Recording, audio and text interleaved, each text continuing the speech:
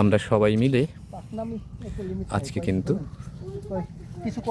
গ্রামে চলে এসেছি। এ যেন খেজুর গাছের গ্রাম। যতদূর চোখ যাবে এই বেড়িবাঁধ জুড়ে কেবলই খেজুর গাছ আর খেজুর গাছ।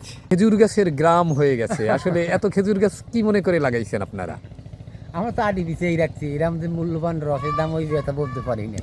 এখন তো ভালোই হইতে আছে। এখন কত গাছ আছে এই গ্রামে? এই গ্রামে আর ধরেন 2000 গাছ আছে। 2000 খেজুর গাছ 2000 আছে। খেজুর গাছ। ফাইন। রস কি সবাই ভাগযোগ করে নেয়? হ্যাঁ, এটা তো রস সবাই ভাগযোগ করি নেই।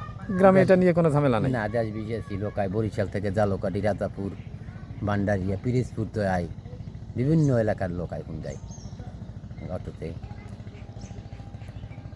আজকের খরা থাকলে তো দেখতে না নেই, মেঘলার দিনে গাছ কাটে না কেউ।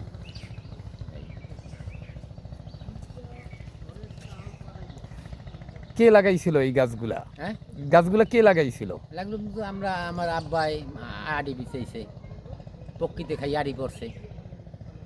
না, সব যে পাখিতে খেয়ে পড়ছে এমন না, ওই যে খুব পরিকল্পিতও আছে রাস্তার কানায় কানায়। পরিকল্পিত আছে। আমার এক চাচা আছে, এই আড়ি বিছতে গেছে সিরিয়াল ভাবে, হ্যাঁ, যারা রাখছে আর টাকা দিয়ে ফেলাই দিয়েছে। চর সাচিলাপুর যেন রসের গ্রাম।